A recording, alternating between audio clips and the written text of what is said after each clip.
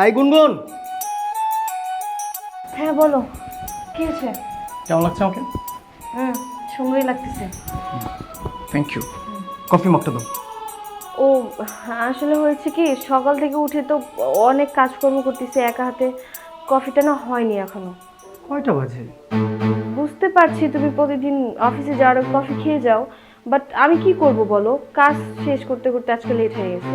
আচ্ছা, তুমি তো জানো যে আমি অফিসে যাওয়ার সময় কফি মগটা নিয়ে যাই, কফি খেতে খেতে যাই। কফিটা তৈরি রাখবে না? আরে বাবা, সামান্য একটা কফি তো, একদিন কফি না খেলে কি হয়? কফি না খেলে কি হয় মানে?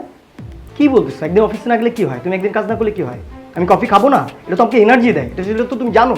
আজব ব্যাপার তো, তুমি ছোট্ট খাট্ট একটা বিষয় নিয়ে আমার উপর শাউট করতেছো।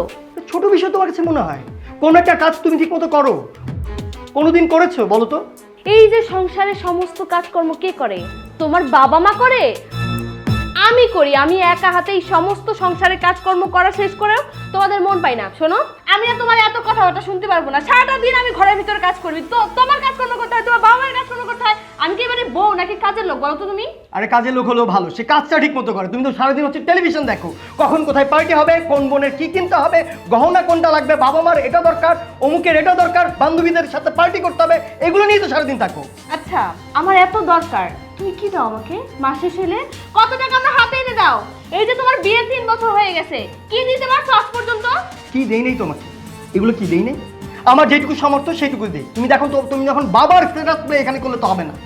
আচ্ছা, বিয়ের পর 2-3টা শাড়ি কাপড় দিলেই কি বইয়ের দায়িত্ব শেষ হয়ে যায়? আর কোনো দায়িত্ব থাকে না? আর কি দায়িত্ব বলো আমাকে? কি দায়িত্ব পূরণ করিনি তোমার? কোন চাহিদাটা তুমি মেটাইনি বলো আমাকে? শোনো, আমি তোমার সাথে আর একটা কথা বলতে চাচ্ছি না। কেন বলবা? বলার তো সেই মুখটা নাই, বলার তো সেই জায়গাটা নাই। কেন বলবা তুমি? কিভাবে বলবা? আচ্ছা, আমাকে কি তোমার মানুষ মনে হয় না? আমি কি সারাদিন কাজই করব? কাজ শেষে আমারও তো ইচ্ছা করে আমি একটু রেস্ট নিব, একটু ফ্রেন্ডের সাথে আড্ডা দিব। তা তো কিছুই করতে পারি না।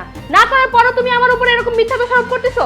আমি সবকিছু বুঝতে পারছি, এই সমস্ত কিছু হচ্ছে তোমার বাবা মায়ের জন্য।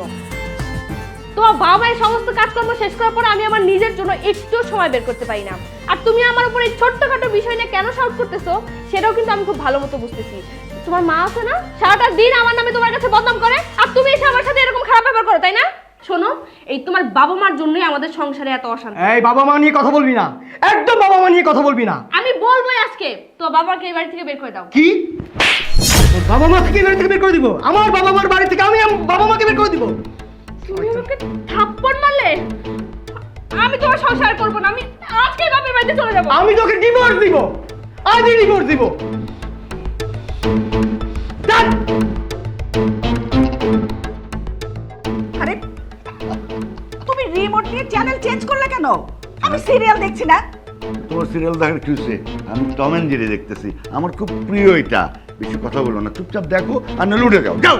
কিসে বাচ্চাদের মতো টম এন্ড জেরি দেখছি? তুমি যাও, তুমি বেডরুমে গিয়ে তোমার টিভি ছেড়ে বসো। এই বেশি কথা বলো না, তোমার কথা কিন্তু আমার সহ্য হচ্ছে না একদম। তোমাকে শেষবার আমি বলে দিলাম, আমি যখন টিভি দেখবো তুমি এখানে আসবা না, ঠিক আছে? হ্যাঁ, আমার তো কোনো কথার দামই নাই। যখন যেটা বলি সেটার কোনো মূল্যই নাই এই সংসারে। আমি ঠিক আছে, আমি থাকবোই না এই সংসারে। আরে থাকবো না তুমি না থাকলে আমার কিচ্ছু হবে না। থাকবো না, 33টা বছর তোমার জ্বালাতন নিয়ে আমি থাকছি। কি? জ্বালায় আমি তোমাকে এই 33 বছর জ্বালায় গেছি। ঠিক আছে, আমি সংসার করব না, তুমি আমাকে এক্ষুনি তালাক দিয়ে দেবা। হ্যাঁ হ্যাঁ, যাও যাও যাও। তোমার না আমিও সংসার করতে চাই না। এই যে এরকম একটা ডাইনি, এইরকম একটা আম্মা কি করতেছেন আপনারা? বলো, কি করছিলা? আমি তোর মার সাথে সংসার করব না, এটা আমার শেষ কথা। তোর মার সাথে 33 বছর থাকতে থাকতে আমার মাথা পাগল হয়ে গেছে, আমার কান ঝালাপালা করে ফেলছে। যত সব, যাও। আহা, আমি মনে হয় খুব সুখে ছিলাম না? আরে 33টা বছর এই সংসার সামলাইছি আমি। কোন কাজটা না করি না এই সংসারে? একা আমি সংসার সামলাইছি, বুঝছিস? আজকে আমি একটু সিরিয়াল দেখার জন্য বসছি, সেটা তার সহ্য হলো না। সে রিমোট নিয়ে নিল, সে কার্টুন দেখবে বাচ্চাদের মতো। এইভাবে আমাদের কোনো বনিবনা হয় না, বুঝছিস? এই লোকের সাথে আমি কি সংসার করবো বলতো? সেজন্য আমি সিদ্ধান্ত নিয়েছি আমি তালাক নিব। হা হা, ঠিক। আমিও 33 বছর আমারেও সুখে থাকতে দেয় নাই। আইসে একটু টিভিটা দেখলেই সিরিয়াল দেখে আর ঝগড়া শেখে। আমি ওকে ডিভোর্স দিয়ে দেবো। বাবা মা, আপনারা এসব কি বলতেছেন? সন্ধ্যার দিকে আমার বাবার বাড়ি থেকে আমার বাবা মা, আমার আত্মীয় স্বজন যারা আছে সবাই আসবে আমাদের বাড়িতে বেড়াতে। তারা এসে যদি দেখে যে আমার শ্বশুর শাশুড়ি এই বয়সে ডিভোর্স নিতে চাচ্ছে, আমার মান সম্মানটা কি থাকবে? হ্যাঁ, কার মান সম্মান যাবে কার মান সম্মান থাকবে সেটা দিয়ে আমার কি? হ্যাঁ, আমি এখানে তার সাথে অ্যাডজাস্ট করতে পারছি না, সেজন্য আমি ডিভোর্স নিব, ব্যাস। বাবা মা তোমরা কি বলছো এসব? মানে তোমরা এই বয়সে ডিভোর্স নিবে, প্রতিবেশী আত্মীয় স্বজন এটা কি বলবে? দেখুন, আপনারা একটু বোঝার চেষ্টা করুন। আপনাদের যে বয়স, এই বয়সে এসে আপনারা যদি এরকম ছাড়াছাড়ি করে ফেলেন, আমাদের কি হবে বলেন? আর এই সংসারটা তো আপনাদেরই। আপনারা দুজন মিলেমিশে থাকলে আমরা ভালো মতো থাকতে পারবো। আপনাদের ছাড়া আমরা একা একা কীভাবে থাকবো? ঠিক ঠিক। পাড়া প্রতিবেশী আত্মীয় স্বজন, হ্যাঁ, সেই খেয়াল কি আছে ওদের? শোন, আমরা তো চিন্তা করতেছি এই যে তোরা দুজন রাত দিন ঝগড়া করিস আর এই যে ছাড়াছাড়ি করিস ডেইলি একবার দুইবার করে, এটা কি পাড়াপড়শি ভালো বলে?